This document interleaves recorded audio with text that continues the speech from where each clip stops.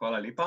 Lep pozdrav. Torej, sem Peter Mikša z oddelka za zgodovino. S kolegom, ki me je že v bistvu naznanil, sva pripravila prispevek, ki nekako se pomika od mejne reke Kolpe navzgor na drugo mejno reko, na Sotlo, oziroma na Obsotelje, zgornje Obsotelje, na področje ob Rogaški Slatini, od koder je v bistvu večina danes predstavljene raziskave. Torej, predstavitev, ki nosi naslov Obsotelje, jugovzhodna meja Nemškega rajha 41-45, vam bova oziroma sva pripravila Matija, Zoran in jaz. Torej, začel bom malo drugače. Če ste pozorni na slajd, ki sem ga predstavil oziroma ga imate pred vami, upam, da se lepo vidi, tukaj označujem datum. Leto 51, v bistvu leto 6 let po koncu druge svetovne vojne, ko se je na tem področju, torej na področju reke Sotle, mejne reke, ki v bistvu meji še danes Slovence, danes z torej Slovenijo in Hrvaško, v času druge svetovne vojne Nemčijo in neodvisno državo Hrvaško. Torej na področju mejne reke so se še leta kasneje okoliški prebivalci ukvarjali z ostankom oziroma je druga svetovna vojna nekako še vedno opominjala na to, da je v bistvu bila tam prisotna. Tukaj imamo primer smrti oziroma opisa umrliški list mladega fanta, šolarja, ki je v bistvu skupaj še z dvema prijateljema ob poti domov, torej ko se je vračal iz šole, naletel na ročno granato. Granato, ki je v bistvu bila postavljena na meji. Videli bomo, kako je meja izgledala v času druge svetovne vojne v naslednjih slikah. In seveda fantje so šli to granato preizkušati, prišlo je do eksplozije, vsi trije so umrli. In v bistvu teh nesreč je bilo še kar precej. Danes nas na to nesrečo opominja tiste, ki v bistvu vemo za to zgodbo tukaj razpelo, in če lahko pogledamo v bistvu na mejo, torej v bistvu meja približno 500 metrov od znaka Rogaška Slatina, se meja približa tej cesti in v bistvu tukaj se nahajamo. Torej, fantje so našli mino, še leta kasneje v bistvu so te mine bile prisotne in še danes pravijo, da pri kopih naletijo na sreči že neeksplozivna telesa. Torej, če gremo še enkrat naprej, videli smo danes že to karto, govorimo danes v bistvu o tem področju. Torej, nekako je tole meja, nemška meja z NDH in v bistvu mi imamo danes nekako ta primer, ki prikazuje v bistvu življenje ob meji, kot sem ga naslovil. Poskušal bom predstaviti to v bistvu s čim več fotografijami, upam, da mi bo nazorno uspelo. V glavnem področje, kaj se je dogajalo tukaj z mejo, kako je bilo življenje ob meji in v bistvu kako je bila meja nasplošno zastavljena. Vidimo v bistvu, da je tole seveda enotno nemško področje, ki je bilo razdeljeno na dva dela, na Štajersko in na Gorenjsko. Spodnja Štajerska je že v tistem času bila zelo pomembna za Nemce, ampak da še malo pogledamo, da dobimo občutek v bistvu, o katerem delu današnje slovenske meje govorimo in v bistvu leta 41-45 govorimo v bistvu najbolj južni oziroma jugovzhodni meji Nemškega rajha, velikega Nemškega rajha, in v bistvu Sotla in Rogaška Slatina kot obmejno mesto v bistvu sta nekako mejila v bistvu tukaj na področje. No, torej, še en prikaz v bistvu reke Sotle in obravnavanega področja. In v bistvu nemška karta, ki nam prikazuje, nemška karta, ki nekako kaže mejo med Nemčijo, med NDH, staro v bistvu že upravno mejo med avstrijskim delom in ogrskim delom Avstro-Ogrske, oziroma že prej ta meja v bistvu je zelo dolgo na tem mestu, čeravno bomo videli v bistvu, da so bila v času druge svetovne vojne določena odstopanja. Zdaj, če pogledamo nekako pomen Spodnje Štajerske, je bil v času okupacije in razdelitve današnjega slovenskega ozemlja zelo velik. To nam kažejo v bistvu tudi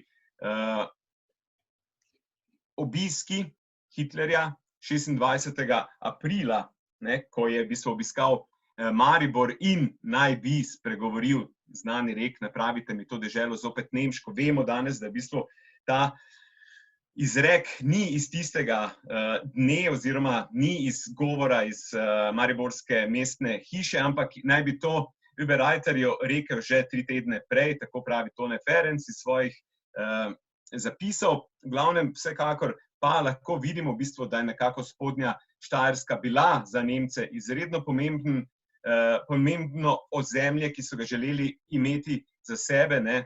Maribor, Ptuj, Celje, nemška mesta v bistvu že desetletja prej in v bistvu v tem času vsi ti nemški prebivalci in nemškutarji zaživijo in tukaj lahko vidimo razne prireditve, ko so Nemci paradirali po mariborskih, ptujskih, celjskih in tako trgih in mestih. Še ena pomembna osebnost nemškega Tretjega rajha, Himmler, vodja SS in v bistvu na nek način tudi vodja holokausta, ki je 3-krat obiskal južni del Štajerske, torej južni del Spodnje Štajerske, tudi izselitveno področje, o katerem smo danes že slišali. In v bistvu to izselitveno področje se tudi delno dotika oziroma se kar precej dotika obravnavanega ozemlja, ki sva ga z kolegom Zornom opisala v knjigi Življenje ob meji, ki jo lahko dobite na spletni strani filozofske založbe, znanstvene založbe Filozofske fakultete. Danes vse te podrobnosti žal ne moremo iti, ampak v bistvu lahko pa nekako pokažemo tukaj zgodbe, vsaj tako preko slik, ki so se dogajale v tistem času. Torej, Nemci so posegali v življenje Spodnje Štajerske vsaj s temi zadevami, ki so tukaj opisani. Seveda izseljevanje z vojaško mobilizacijo, torej mobilizacijo mladih štajerskih fantov, Slovencev, ki so morali iti v Nemčijo, v nemško vojsko in se boriti na frontah vzhodni, zahodni in tako naprej. Potem imamo Lebensborn in vpliv na cerkveno življenje. Vemo, da so Nemci slovenske župnike, duhovnike pregnali, niso dovolili slovenskega bogoslužja in v bistvu vpliv na posege na njihovo ne južno oziroma južno in jugovzhodno mejo Tretjega rajha.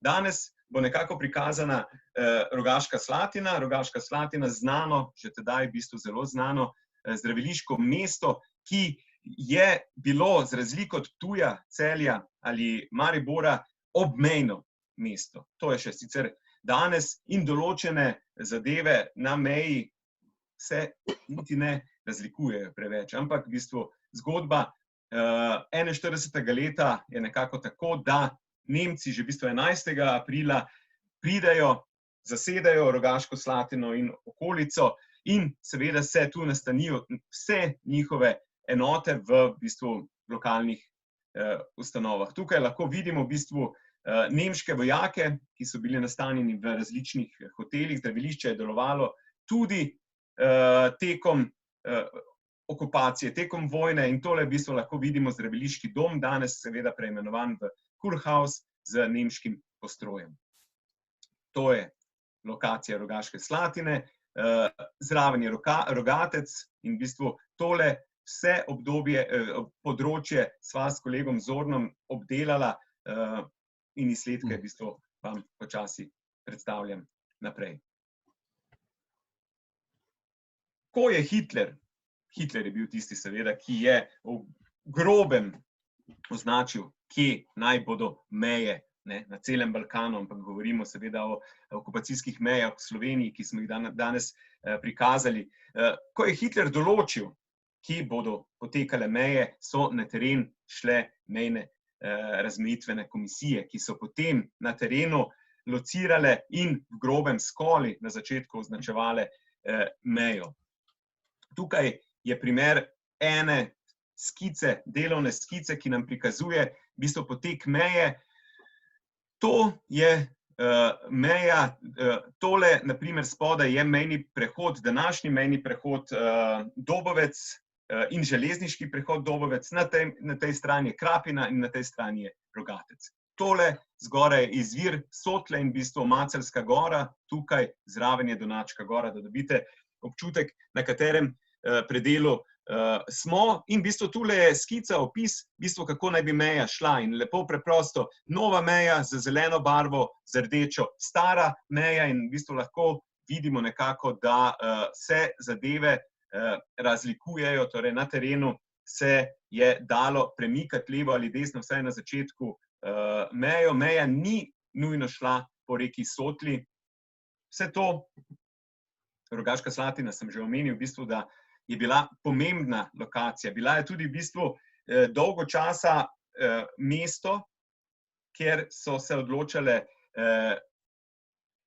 meje na celem Balkanu. In sicer je v bistvu temu kriv Kurt von Kamphovener, ki je v bistvu bil vodja razmejitve za Balkan, ne samo za Balkan, tudi za mejna vprašanja z Italijo, Madžarsko, Slovaško in seveda NDH, in kot tak je deloval kar dobrega pol leta v Rogaški Slatini. In desno v bistvu lahko vidimo pooblastilo Ribbentropa za to, da v bistvu Kamphovener lahko deluje in razmejuje meje na tem predelu Evrope. Ko smo ugotavljali, kje in kako je meja potekala, smo prišli do zanimivega spoznanja oziroma ugotovitve, ki je še v bistvu domačini nismo poznali, torej domačini iz tega področja. In sicer, da je del današnje Hrvaške, in sicer občina Hum na Sotli oziroma Hum na Sutli, ki nekako meri 36 kvadratnih kilometrov, v maju bil priključen Nemškemu rajhu. Kako to, zakaj to? Šli smo seveda v raziskave in v bistvu na koncu ugotovili, da je res temu, da v bistvu dokumenti v maju in juniju kažejo pač, da je Hum na Sutli priključen, tule lahko vidimo v bistvu nemški dokument, priključen Rogaški Slatini in v bistvu Nemškemu rajhu, potem pa nekako lahko vidimo že konec junija prečrtan Hum spodaj, kar nakazuje, da je NDH dobila ta v bistvu del nazaj. Zakaj? Več razlogov je. Glavni razlog, da so Nemci najprej želeli imeti to področje, je v bistvu bila steklarna straža, torej v bistvu še danes zelo veliko podjetje, tovarna stekla na v bistvu hrvaški strani vis-a-vis Rogatca, katere lastnik je bil Nemec, in v bistvu steklarna je svojo elektrocentralo z elektriko oskrbovala Rogatec in Rogaško Slatino, in v bistvu v izogib določenim težavam so Nemci preprosto ta del na začetku priključili. Na koncu se je šlo tako, da je ustaška uprava pridobila tole nazaj. Ne vemo čisto dobro, kaj so Nemci dobili, torej kakšna menjava je bila, ampak zanimiva je v bistvu razlaga, zakaj so Nemci to želeli. Mihanovič, avtor Lijepe naše, torej hrvaške himne, je imel svoj vikend v Hrvaškem Zagorju. V tem predelu Hrvaškega Zagorja naj bi bila tudi prvič zapeta hrvaška himna, in v bistvu to sentimentalni razlogi, pomembni razlogi za hrvaški narod so na koncu prepričali Nemce, da so v bistvu zamenjali to ozemlje. Kaj so dobili, se pravi, podatkov oziroma dokumentov jasnih še nismo dobili. Če govorimo torej, kako je nastala meja oziroma kako so jo zastavili z mejnimi komisijami in tako naprej, je seveda sledilo utrjevanje in označevanje te nemške meje 41. leta. In to je fotografija, ki ne seveda prikazuje tisti čas, ampak so to akterji današnjega dne, in sicer ekipa okupacijskih meja s pričevalcem ob meji v Rogaški Slatini, ki prikazuje v bistvu mejo danes, ki se v mnogočem navezuje oziroma je zelo podobna meji iz časa okupacije. Torej, to je primer enega mejnega prehoda v bližini Rogaške Slatine, danes seveda zaprtega, in ožičena južna meja Sotla se nahaja seveda tukaj. Kako je meja izgledala? Ne samo južna meja, o kateri jaz danes predvsem govorim, ampak nasplošno vsa nemška meja na ozemlju Slovenije, tako na Dolenjskem, ob Ljubljani, v Polhograjskih Dolomitih, v Visokogorju, je nekako izgledala tako. Torej, ožičena meja z 2 metra visokimi stebri, z mrežasto žico, ob kateri so bili koluti približno 4 metre široki, druge rezilne žice, in v tem področju so bile razporejene mine oziroma granate, 3 vrste, tule vidimo ene nagazne oziroma pohodne, in nekako na določenem področju oziroma razmaku so stali stražni stolpi, torej primer, kot ga lahko vidimo, govorimo seveda o maketi, ki pa je zelo nazorna, in v bistvu ostanki stražnih stolpov se lahko najdejo še marsikje po Sloveniji in predstavljajo nekako ostaline južne oziroma nasplošno okupacijskih meja. No, drugi ostanki okupacijskih meja, ki so na nek način markerji oziroma označevalci tedanje meje in na nek način označevalci še v današnjem času, so mejni kamni. Tukaj sta na ogled 2 mejna kamna, in sicer stari avstro-ogrski mejni kamen, torej razmejitev, katera je šla tukaj, je v bistvu identična, lahko vidimo okupacijski, in sicer med Avstrijo in avstrijskim in ogrskim delom, in zraven mejni kamen, nov mejni kamen iz časa 41-45, nemški, vidimo oznako D, in na drugi strani bomo na naslednji oziroma eni izmed naslednjih fotografij videli NDH, torej Neodvisna država Hrvaška. Mejni kamni, ki so presenetljivo še zelo množični na terenu. Tukaj je izsek terenskega dela, ko smo v bistvu evidentirali mejne kamne na terenu, govorimo o Maceljski gori. Mejnih kamnov je tukaj še zelo, zelo veliko. Zanimivo je, da v bistvu smo v okviru raziskav naleteli na 4 različne nemške oziroma razmejitvene kamne, ali je to južna meja, ali je to nemško-italijanska meja in tako naprej. Edino za te smo vsaj nekatere dokumente sedaj dobili, da vemo, da jih je bilo na predelu, torej meje nemško NDH, na približno dobrih 100 km oziroma 120 km, kolikor je bila ta meja dolga, je bilo okoli 2100 mejnih kamnov postavljenih. Ohranjenih je precej še na področju Maceljske gore, razmak med njimi povprečno 40 metrov. Zanimivo je to, da je v bistvu, da so ti mejni kamni danes edini označevalci slovensko oziroma Slovenija nima, oziroma med Slovenijo in Hrvaško, med 2 državama ni mejnih kamnov, seveda, ker še ni za arbitražo točno določeno oziroma nasplošno točno določena meja. Imamo pa na tem področju še mejne kamne med Nemčijo in NDH. In teh je kar precej, v porečju sicer Sotle že ne več toliko, ker jih je seveda zasulo ali pa je pač vodni tok se spreminjal in jih odneslo, ampak v bistvu v gričevnatem oziroma goratem predelu je tega še kar precej. Tukaj je primer mejne karte oziroma karte za prehod meje, in sicer dvojezične, seveda nemško-hrvaške, s katerimi so lahko ljudje, ki so imeli razloge, prehajali mejo, in sicer so bili to delavci ali pa seveda dvolastniki. Na področju mikroštudija, ki smo jo naredili, torej od Rogatca, od Dobovca pa do Podčetrtka, govorimo o mejnem prehodu vis-a-vis današnjih term Olimia oziroma Atomskih toplic, je bilo v času druge svetovne vojne 14 mejnih prehodov. Tole je približno 21 km razdalja. Danes je na tem predelu so 3 mejni prehodi. Torej, v razdalji 21 km v času nemške okupacije oziroma meje med Nemčijo in NDH 14 mejnih prehodov, danes 3. Ko smo šli seveda na teren iz dokumentov, raziskava je temeljila na arhivskem delu, na geografskih študijah, na terenskem delu in v bistvu na intervjujih, smo šli na mesta, kjer naj bi mejni prehodi obstajali. Torej, tukaj smo sedaj na mejnem prehodu Podčetrtek, torej na 14.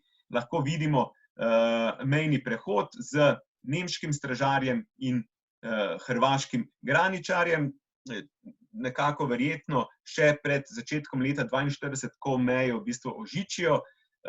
Tole pa v bistvu lahko vidimo mejni prehod še danes na tem področju, na tej lokaciji in v bistvu primerjava. Številka 13, ki jo predstavlja karta, je tako imenovano Ivičev mlin in tukaj lahko vidimo v bistvu fotografijo še, kako 42. leta mejo ožičujejo. Tule vidimo nemške vojake z koluti, žice in na drugi strani in vrata v bistvu za mejni prehod in v bistvu na drugi strani hrvaškega graničarja, ki nadzoruje ta predel. Še en primer mejnega prehoda, tako imenovan prehod pri Bajti.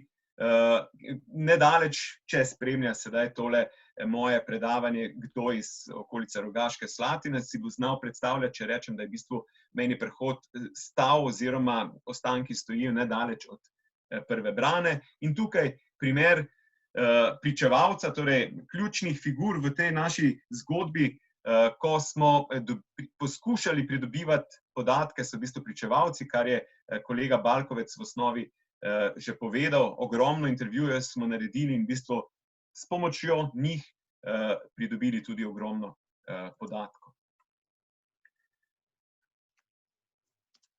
Tihotapljenje, ki ga je seveda povzročila meja in predvsem pomanjkanje, je bilo zelo prisotno oziroma vse prisotno. Tihotapili so različne stvari, od soli, tobaka, modre galice, tudi do govedi. Imamo primer, da so preko južne meje, kljub temu, da je bila strogo ožičena, ampak seveda z dogovorom z mejnimi stražarji se je dalo v bistvu marsikaj urediti. In imamo primer, ko so preko meje spravili 20 glav govedi. Tukaj pa je edini znan v bistvu v sklopu teh naših raziskav primer fotografije, ki prikazuje tihotapljenje, v bistvu primer dogovarjanja, švercanja na južni oziroma jugovzhodni meji, torej nemško-hrvaški meji, verjetno že slikano leta 1944, avgusta, septembra, torej čas, ko nekako že očitno Nemci dovolijo, ker kaj takega bi drugače bilo, oziroma lokalni stražarji so dovolili tovrstne dejavnosti. Da pa seveda prej temu ni bilo tako, prikazuje v bistvu ta izpis iz Mrliške matične knjige za Rogaško Slatino, ki v bistvu nam kaže, da je bil 5. decembra 1943 ta in ta gospod ubit na hrvaški meji oziroma ustreljen na meji. Posebnost južne oziroma jugovzhodne meje, torej meje nemško-hrvaške, je ta, da so v bistvu jo 1944. leta začeli dodatno utrjevati. Torej čas, ko se Rdeča armada že premika iz Beograda proti nemškim, današnjim slovenskemu ozemlju, čas, ko so govorice o tem, da naj bi zavezniki se izkrcali v Istri, imamo ukaz, da je potrebno to mejo dodatno utrditi. Prvi načrti so govorili o betonskih fortifikacijah, kar pa ni bilo izvedljivo, zato so se Nemci odločili, da bojo v bistvu naredili okope, in sicer mitralješka jarke, bunkerji, mitralješka gnezda in tako naprej. vse to seveda s pomočjo vojnih ujetnikov in mobilizacije prebivalstva ob meji. Ob meji govorim v radiju nekako 20 km od meje proti notranjosti. Imamo informacije oziroma podatke, da so hodili dnevno z vlaki v Rogaško Slatino in tako naprej, potem do meje delavci iz Šentjurja oziroma vse do Celja. Tukaj imamo primer mikroštudijev, ki smo jo naredili, ki prikazuje v bistvu današnje ostanke, torej s pomočjo LIDAR posnetka današnje ostanke tega utrjevanja iz leta 1944 oziroma 1954 in ta del teh jarkov tukaj na tem malem prikazu je dolg več kot kilometer. Imamo torej jarke, imamo bunkerje in mitraljezka gnezda. In v bistvu še en lepši oris, torej z še boljšo karto, ki smo jo skupaj z geografi pripravili. No, to pa so v bistvu fotografije tega dogajanja, torej prisilno mobilizirani delavci se v Rogaški Slatini, govorimo o parku Rogaška Slatina, zbirajo in nato gredo v kolonah proti južni meji, kjer v bistvu delajo pol dneva kot neke vrste služba, kjer so dobili za jesti, za piti in v bistvu so po končanem delu odšli nazaj domov. In v bistvu res rariteta, fotografija delavcev in v bistvu tega okopa, lahko vidimo nekako bunker in tole v bistvu gospa, ki pričevalka, ki nam je to fotografijo potem tudi dala.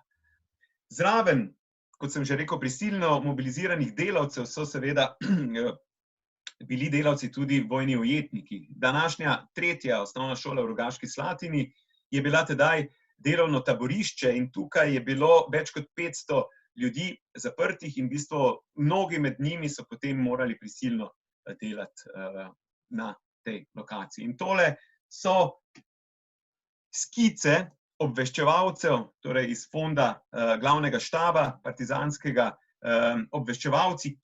partizanski obveščevalci, ki so locirali dela, ki so v bistvu šli na teren in v bistvu lepo označili, orisali v bistvu globino, širino, velikost, obseg in tako naprej teh del. Seveda, ostanki teh okopov so lepo vidni še danes vzdolž celotne v bistvu ga obravnavanega področja, torej od Maceljske gore, od izvira Sotle pa v bistvu vse do Bizeljskega lahko sledimo tem obrambnim jarkom in v bistvu drugim delom, ki so bili povzročeni oziroma narejeni 44 in 45.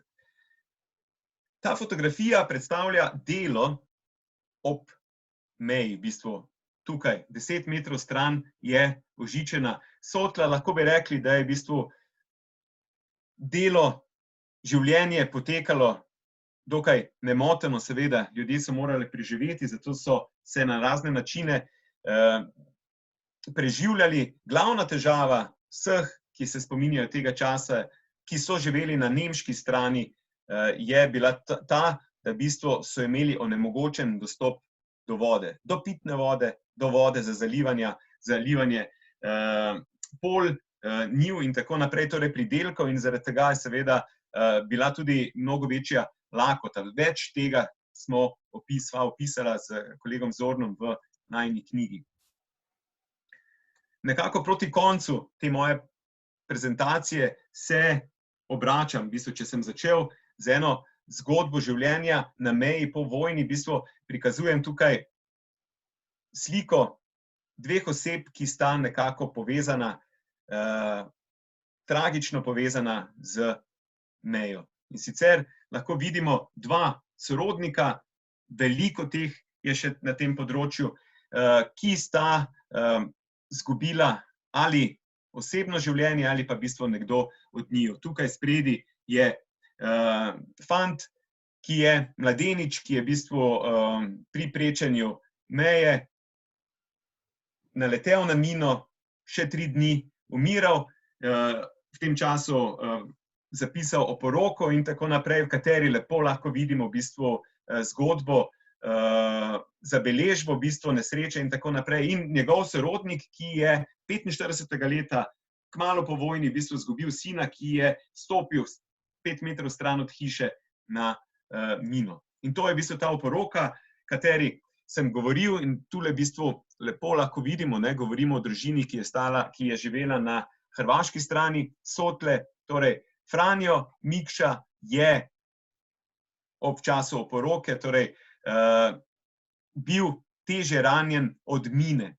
In ker svojega rokoznaka, torej podpisa, ne more dati zaradi ranjenih rok na oporoko, pooblašča pač nekoga za to. To je v bistvu realnost tistega časa, ko so v bistvu ljudje zaradi meje bili pod v bistvu precej večjimi pritiski, travmami kot morda prebivalci bolj v notranjosti. In v bistvu vse te travme, ki so jih doživeli, so se seveda odražale še mnogo časa kasneje. Tole je primer Sotle v današnjem času in kot sem že omenil, veliko min je Sotla, ki je poplavna reka, prenesla, zanesla v razne stvari in nesreče, so se za ljudi, ki so živeli, oziroma vojna se za ljudi, ki so živeli ob meji, ni končala leta 1945. Hvala lepa.